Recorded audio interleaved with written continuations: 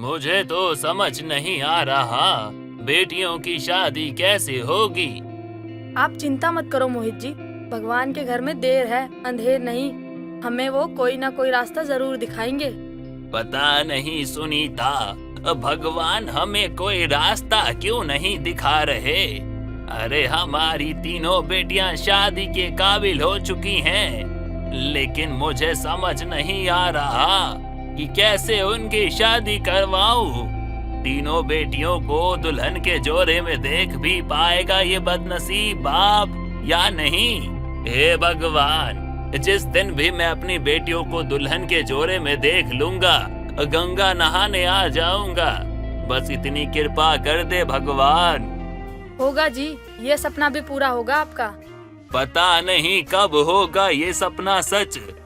मुझे लगता है हमारी बेटियों के लिए भगवान ने उनका जोड़ीदार बनाया ही नहीं होगा, तभी तो देखो कोई मिलता ही नहीं। क्योंकि जो भी रिश्ते के लिए आता है वो बेटियों को देखकर मना कर देता है। मना करता है तो ठीक है, लेकिन जो बहाने बनाता है वो बहाने देख देख कर मैं परेशान हो गया हूँ। आप बिल्कुल ठीक कह रहे हैं। वैसे आपको एक बात बताऊं? हाँ कहो ना सुनीता, क्या कहना है तुम्हें? हमने बहुत हाथ पैर मार लिए हैं, लेकिन हमारी बेटी के लिए कोई रिश्ते के लिए तैयार ही नहीं हो रहा है। आप अगर चाहें तो मैं शोभा से बात करके देखूं, क्या पता उनकी नजर में कोई रिश्ता हो हमारी बेटियों के लिए। क्या कह रही हो शोभा? ये शोभा कौन है सुनीता? अरे वो शोभा बहन जो शादी करवाती हैं विदेशों में। हमारी 3 बेटियां हैं, क्या पता किसी एक का भी भला हो जाए। कोई अच्छा परिवार मिलेगा तो अच्छा ही है ना हमारे लिए। एक बार बात करके देखने में क्या परेशानी है। एक बात कहूँगा सुनीता, तुम बुरा मत मानना। शोभा बहन पे मुझे यकीन रत्ती भर नहीं है। वो क्यों हम गरीबों की मदद करेगी? और आज के जमाने में कौन ही किसी गरीब की शादी करवाता है? और आज तक जब भी उन्होंने किसी की शादी करवाई है तो शादी विदेश में करवाई है, जिसके लिए बहुत पैसा चाहिए होता है। और हम गरीबों के पास पैसा ही कहाँ है। पैसा होता तो दहेज ज्यादा देकर ब्याह करवा देते बिटिया का, लेकिन हमारी तीनों बिटिया में से एक बिटिया की भी शादी नहीं करवा सकते हम, तो कहाँ से दहेज के लिए पैसे लाएंगे? इसीलिए शोभा बहन से बात करके क्या फायदा, और ऐसे रिश्ते का भी क्या फायदा जो औकात से बाहर हो। अरे एक बार पूछने में क्या जा रहा है। मैं तो कह रही हूँ कि शोभा बहन से बात कर ही लेते हैं। अगर ऐसी बात है और तुम्हें लगता है वो तुम्हारी मदद करेंगी तो ठीक है, जाकर बात करो, मदद मांगो। मदद किया तो ठीक, नहीं तो कोई बात नहीं। किस्मत में इतनी ना सुनी ही है, एक और ना सही। इस तरह मोहित और सुनीता आपस में बातें करके सो जाते हैं, लेकिन दूर खड़ी मोहित और सुनीता की सबसे छोटी बेटी, जिसका नाम कविता था, वो उनकी बातें सुन लेती है और अपनी बहन के पास जाकर उससे कहती है, रिया दीदी, नेहा दीदी, मैंने माँ और पापा को बात करते सुना है। वो बहुत ज्यादा परेशान है। वो परेशान है? लेकिन क्यों कविता? इस तरह कविता रिया और नेहा को सारी बातें बता देती है, जिसे सुनकर अब रिया और नेहा भी परेशान हो जाते हैं। रिया दीदी, क्या हम सच में अपने माँ बाप पे बोझ बन रहे हैं? क्या हम ये घर छोड़ के चले जाएं ताकि उनका बोझ कम हो जाए? नहीं नेहा, हम इस घर को छोड़कर कहाँ जाएंगे? पहली बात, हमारी उम्र हो रही है, और दूसरी बात, हमारे माता पिता गरीब हैं और महंगी दुनिया में हमारे माता पिता अब सरवाइव नहीं कर पा रहे हैं। इसीलिए वो हमारी शादी करवाना चाहते हैं और वो हमें अपने घर भेजना चाहते हैं। इसको हम पॉजिटिव वे में भी ले सकते हैं। माँ बाप कभी अपने बच्चों का बुरा नहीं चाहते हैं, और वैसे भी वो हमें अच्छे घर में भेजना चाहते हैं। तभी तो आज तक हमारी शादी नहीं हुई। अगर औरों की तरह वह भी हमें कहीं भी भेजना चाहते तभी तक भेज चुके होते। दीदी बिल्कुल सही कह रही है नेहा दीदी। इसीलिए हमें माँ पिता से कुछ ना कहकर बल्कि उनके हर फैसले में उनका साथ देना चाहिए। सुनीता और मोहित की तीनों बेटियां काफी समझदार थी। वो हर सिचुएशन में खुद को ढालना बहुत अच्छे से जानती थी, इसलिए वो अपने माता पिता से ना कोई सवाल करती थी और ना ही उनसे कोई जवाब मांगती थी। अब अगले दिन सुनीता शोभा नाम की एक लड़की के पास जाती है, जो लड़कियों के रिश्ते विदेश में करवाया करती थी। नमस्ते शोभा बहन, कैसी हो तुम? अजी मैं तो बढ़िया हूँ, तुम सुनाओ, तुम कैसी हो बहन जी? ना कभी खोज खबर करती हो, ना ही कभी मिलने आती हो। आखिर आजकल कहाँ रहती हो? क्या बताऊं बहन, मेरी ना 3 बेटियां जवान घर पर बैठी हुई हैं और मोहित जी को उनकी चिंता लगी रहती है। अब मैं उन्हें इस चिंता में अकेले छोड़कर भी तो नहीं जा सकती ना कहीं। भला बेटियों की भी कोई टेंशन लेने वाली बात है क्या शोभा? अरे तू भी बेमतलब का चिंता कर रही है। देख शोभा, अगर ऐसी बात थी ना कि तू इतने चिंता में, तो तुझे ना मुझे पहले बता देना चाहिए था कि ऐसी ऐसी बात है। अगर ये बात तू मुझे पहले बताती ना, तो अब तक तेरी बेटी की शादी भी हो जाती और घर भी बस जाता अच्छा सा। और तू तो मुझे अपनी बहन मानती थी ना, तो फिर इतनी देरी क्यों कर दी मुझे ये सब बताने में? अब तू चिंता मत कर, तेरी बेटियां भी ना मेरी बेटियां हैं। अब उनकी शादी की जिम्मेदारी ना मेरी है, तू फिक्र मत कर। शोभा सुनीता से बात ही कर रही होती है कि तभी उसके फोन पर एक कॉल आता है। सुनीता बहन, जरा मुझे 5 मिनट दो, अभी कॉल रिसीव करके आती हूँ। इतना बोलकर शोभा फोन उठाकर बाहर की ओर चली जाती है। थोड़ी देर बाद वो अपने चेहरे पर मुस्कान लिए सुनीता के पास लौट आती है और सुनीता के मुंह में मिठाई देते हुए कहती है, लो बहन, तुम्हारा भी काम हो गया। अभी दुबई से ना मेरे को कॉल आई थी, 3 लड़कियों की डिमांड है। मेरा मतलब ना 3 लड़कियां चाहिए शादी के लिए। वो मेरा भाई है ना, दुबई में रहता है, तो उसके दूर के रिश्तेदार है ना, उनके 3 बेटे हैं और बहुत अच्छा घर परिवार है और उनको ना इंडिया की लड़की चाहिए। तो मैं सोच रही थी कि क्यों ना बात आगे बढ़ाऊं। देख, मैं नहीं चाहती कि मेरे 3 बेटियों के होते होते मैं किसी और बेटी का भला करूं। क्यों ना मैं अपनी बेटियों का भला करवाऊं, है ना? दुबई में रिश्ता, ये तो बहुत अच्छी बात है। लेकिन शोभा बहन, हमारी तो इतनी औकात है नहीं कि हम अपनी बेटियों की शादी दुबई में करें। और वैसे भी वो तो विदेशी हैं, उन लोगों की तो मांग भी गंभीर होगी। तुमको किसने बोला सुनीता बहन कि ये लोग दहेज मांगेंगे? अरे ये ऐसे इंसान नहीं है, ये लोग दहेज के पीछे नहीं भागते। इनको बस अच्छी सी लड़की चाहिए, संस्कारी और सुशील। और अगर ये दहेज वहेज की बात होती ना, तो मेरा भाई मुझे पहले ही नहीं बताता, क्योंकि उसे पता है कि मैं दहेज के सख्त खिलाफ हूँ। और अभी तुम ही तो कह रही थी कि तुम्हारी बेटियों के लिए अच्छे से लड़कों की तलाश है। अब मिल तो गए इतने अच्छे लड़के। शोभा की बात सुनकर सुनीता मुस्कुराती है और वहाँ से अपने घर आ जाती है। और घर आने के बाद वो सारी बातें अपने पति को बता देती है। अब ये सब कुछ सुनने के बाद मोहित अपनी पत्नी सुनीता से कहता है, मुझे तो यकीन ही नहीं हो रहा मेरी बेटियों की शादी दुबई में होगी।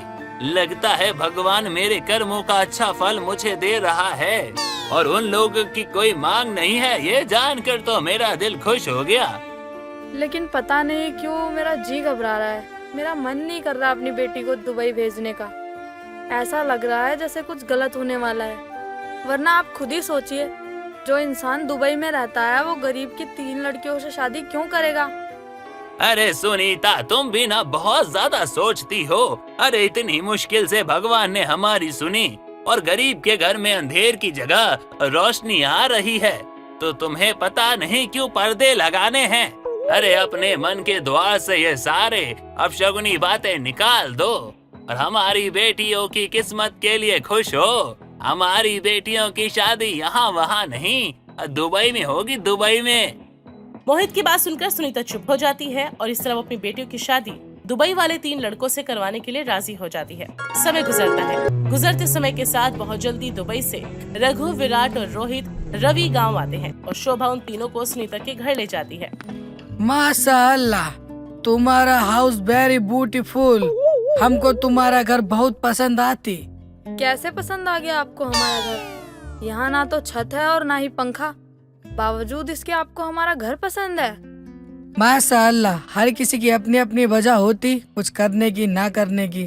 आप अपना घर नहीं संवारा, इसकी भी कोई अपनी वजह रही होगी। हम जानती है कि तुमको अपना घर अच्छा बना लेती।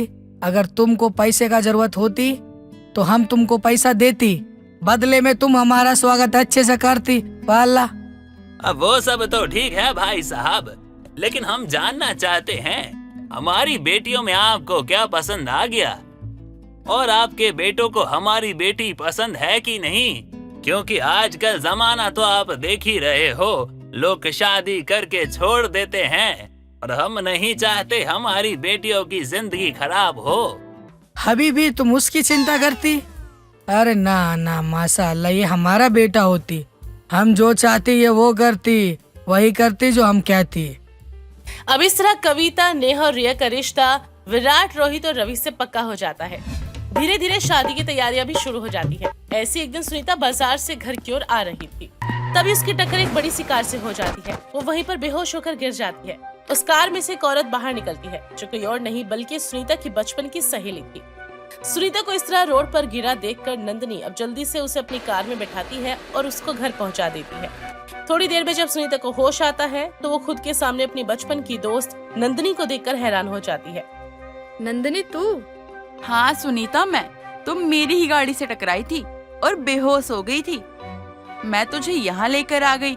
जब यहाँ आई तो देखा तेरे घर में शादी की तैयारियां हो रही हैं। हाँ नंदिनी, वो क्या है ना, मेरी तीनों बेटियों की शादी ना तय हो गई है, वो भी दुबई में।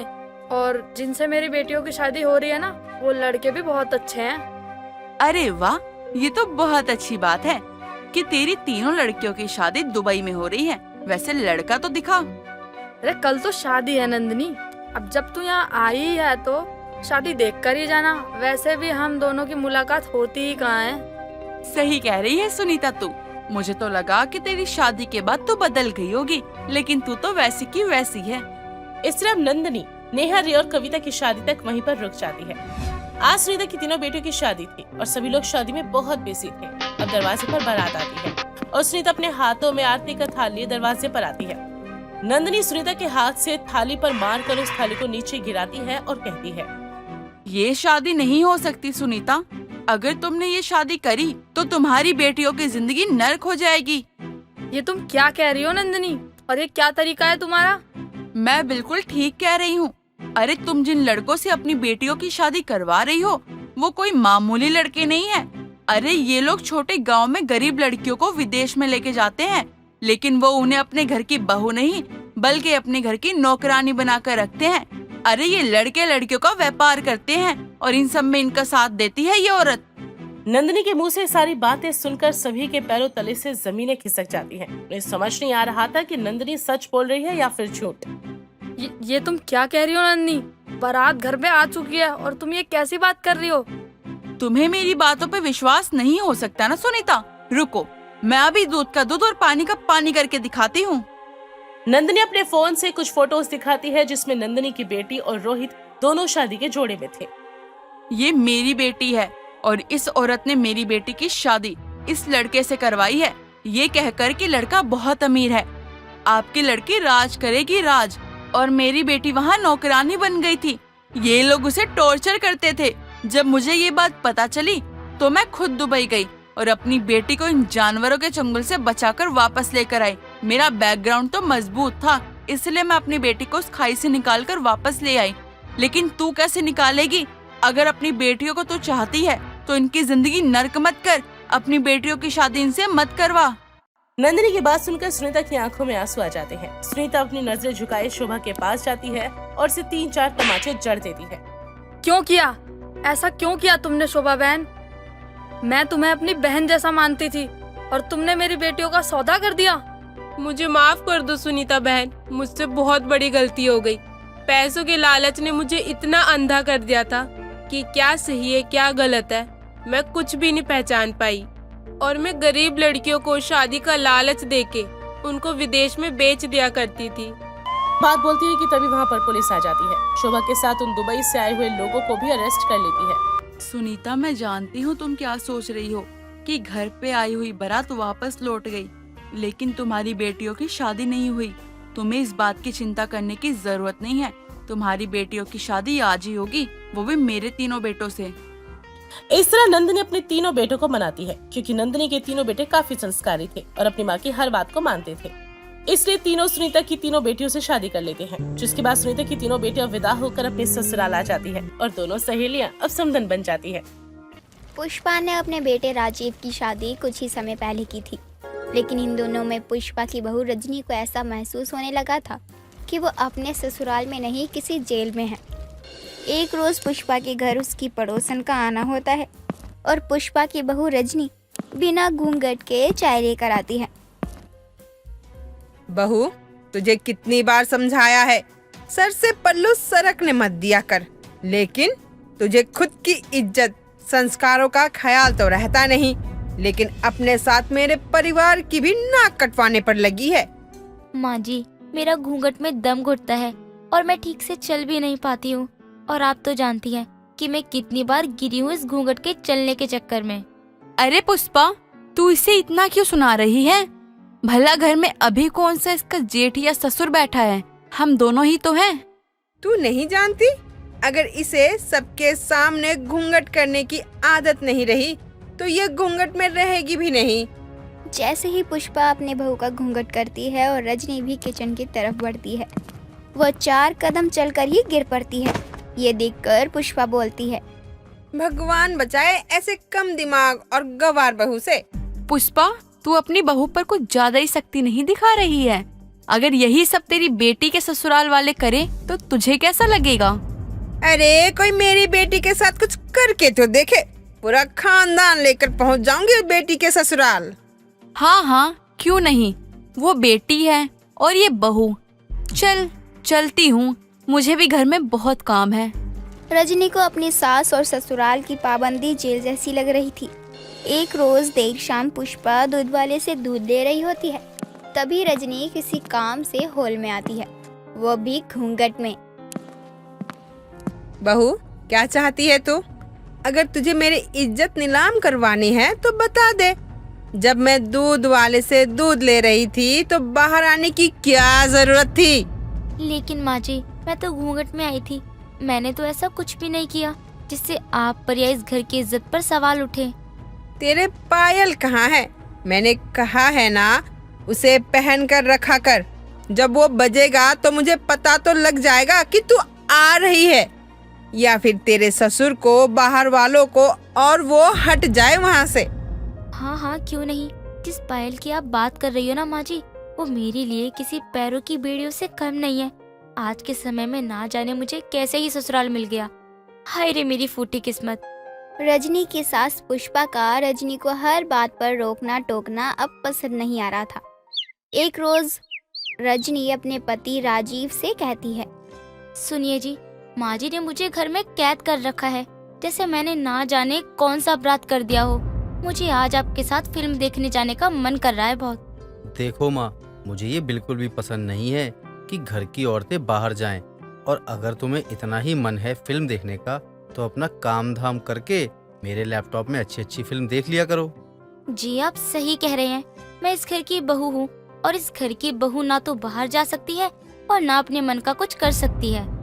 अब इस बात को बढ़ाने की कोई जरूरत नहीं है। घर के नियम और कायदों को संस्कार समझ करके रहना सीखो, यही औरतों के लिए अच्छा होता है।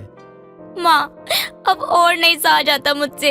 ये 4 दीवारी, ये कैद, इसमें मेरा दम घुट रहा है। कहाँ आपने मुझे शेरनी बना कर रखा था, दुनिया दिखाई, कभी किसी चीज की पाबंदी नहीं लगाई। वहीं आज मेरा ससुराल मुझ पर औरत होने के ताने दे रहा है। रजनी अब अपना भी मन मना चुकी थी कि उसकी सास ससुर पति जो कहें वो रजनी चुपचाप सुनती रहेगी और करती रहेगी। एक रोज पुष्पा हॉल में बैठी होती है, तभी एक आदमी पुष्पा के घर आता है। अरे अम्मा जी, आपका सिलेंडर आया है? सिलेंडर तो पिछले ही सप्ताह मंगवाया है, लगता है मेरे बेटे ने फिर से बुक कर दिया। जी जी, आप देख लीजिए, लेकिन क्या मुझे एक गिलास पानी मिल सकता है? गला सूख गया है। हाँ हाँ, क्यों नहीं। बहू, अरे ओ बहू, रहने दे, वो किसी काम में होगी, मैं ही लेकर आती हूँ। अरे कहाँ गया ये? अभी तो यही था। अब जैसे ही पुष्पा उस आदमी को इधर उधर ढूंढने लगती है, वो आदमी अचानक से पुष्पा के पीछे से आकर पुष्पा का मुंह बंद कर उसकी गर्दन पर चाकू रख देता है। अरे चिल्लाने की जरूरत मत करियो अम्मा, होशियारी दिखाई ना तो जान से हाथ धो बैठेगी। चुपचाप से गहने उतार और रख टेबल पे। करम जलाओ भागो, मुझे अम्मा भी बोल रहा है और लूटने भी आया है। और एक मेरी बहू है, उसे तो एक बार तो आकर देखना चाहिए कौन आया है क्या नहीं। अब पुष्पा भी लाचार थी, वो कुछ कर भी नहीं सकती थी और वो चिल्लाती भी कैसे। उस आदमी ने तो पुष्पा के मुंह पर हाथ रख रखा था। पुष्पा भी अपने गहने और जेवर उतार कर टेबल पर रख देती है। अरे ओ बुढ़ी अम्मा, मेरे जाने से पहले ना अगर तू चिल्लाई तो सोच ले तुझे खल्लास करके ही जाऊंगा। और मेरे जाने के बाद पुलिस में गई, रिपोर्ट की, तो आज तो अकेला आया हूँ, कल पूरी गैंग को लेकर आऊंगा और फिर पूरी जिंदगी रोती रही हो तू। हाय रे, मेरी कमर टूट गई। बहू, अरे ओ बहू, कहाँ मर गई तू? यहाँ तेरी सांस लुट गई, बर्बाद हो गई। माँ जी क्या हुआ आपको? आप गिरी कैसे? माँ जी उठिए, आराम से। अरे कहाँ मर गई तू? यहाँ एक आदमी घर में घुस आया सिलेंडर वाला हूँ कहकर, और देख मेरा कान का, गले का, मेरे सोने का कंगन सब ले गया। करम जला अभागा कभी खुश नहीं रहेगा। हाँ है मेरी फूटी किस्मत। पुष्पा खूब हल्ला करने लगती है। आसपास के लोग भी जमा हो जाते हैं और पुष्पा सबको रो रो कर बता रही होती है कि उसके साथ क्या कुछ हुआ। अरे तू जितना अपनी बहू को कोस रही है उतना ही तू खुद को भी गालियां दे, क्योंकि तू ही तो है जो अपनी बहू को किसी बाहरी आदमी के सामने घूंघट तक नहीं उठाने देती, तो फिर वो बेचारी उस आदमी के सामने कैसे आती? मैं तो इसे संस्कार सिखा रही हूँ, लेकिन सबको लगता है कि मैंने बहू को कैद कर रखा है। अरे कोई इसे बताओ तो, घर में कोई आया है, कौन है, कहाँ का है, ये सब जानना इसका फर्ज नहीं। पुष्पा अब भी अपनी बहू को इन सब का जिम्मेदार मान रही थी, बल्कि पुष्पा ने ही बहू को घर में कैद रखने, किसी के सामने बाहर ना आने और घूंघट में रखने की कस्में खाई थी। अब देर शाम राजीव आता है तो पुष्पा से सारी कहानी सुनता है। माँ, आपने इसकी सही हालत कर रखी है, ये घर में ही रहने के लायक है। इसे इतना समझाते हैं तब भी समझ में नहीं आता। घर में कोई घुस आया है और उसने माँ के ऊपर चाकू रख रखा है। बेटा मैं चिल्लाई भी, लेकिन ये नहीं आई। आज तो वो मुझे मार ही देता, लेकिन भगवान भी चाहते हैं मैं अभी और जीऊं। लेकिन माँ जी ने तो मुझे कहा था कि किसी के सामने मत आना, और जब एक अनजान आदमी आया तो मैं उसके सामने कैसे आ सकती थी? एक तो गलती करती हो, ऊपर से जुबान भी लड़ाती हो। रजनी को उसके ससुराल वाले बहुत परेशान कर चुके थे। वो भी ज्यादा कुछ नहीं बोलती थी कि कहीं किसी के साथ झगड़ा ना हो जाए। ऐसे ही समय बीत रहा था। ये बात भी पुरानी होने लगी थी। ऐसे ही एक रोज रजनी हॉल में झाड़ू लगा रही होती है और पुष्पा टीवी देखने में लगी होती है। माँ जी क्या हुआ आपको? आप ठीक तो हो ना? माँ जी बोलिए क्या हुआ? रुकिए, मैं अभी आपको हॉस्पिटल लेकर चलती हूँ। सीने में दर्द। अब जल्दी से रजनी बाहर जाती और पास से गुजर रहे ऑटो वाले को रोककर अपनी सास को हॉस्पिटल लेकर पहुंच जाती है और अपने पति को भी हॉस्पिटल बुला लेती है। क्या हुआ माँ को? और तुम्हें किसने कहा कि घर से बाहर निकलो, जो यहाँ तक चली आई? माँ को जरूर तुमने ही गुस्सा दिलाया होगा। जी आप हैं पुष्पा जी के साथ। वो अब पहले से बेहतर हैं और खतरे से बाहर भी। अगर आप थोड़ा भी और समय लगाती तो उनकी जान को खतरा हो सकता था। राजीव को सब समझ आ जाता है। इधर जब रजनी पुष्पा से मिलने अंदर जाती है तो घूंघट कर लेती है। बहू घूंघट हटा ले। आज मुझे एहसास हुआ मैंने तुझे घर की 4 दीवारों में बंद रखकर कितना बड़ा अपराध किया है। आज ये मेरी जान भी तेरी ही दी हुई है बहू। माँ जी आप माफी क्यों मांग रही हो? आप ये सब भी तो मेरे भले के लिए ही कर रही थी, ताकि मैं बाहर न जाऊं, लोगों की गंदी निगाहें मुझ पर ना पड़े। पुष्पा को भी एहसास हो चुका था कि उसने जो कुछ भी किया वो गलत था, लेकिन आज अगर रजनी उसे हॉस्पिटल नहीं लाती तो उसकी जान भी नहीं बच पाती।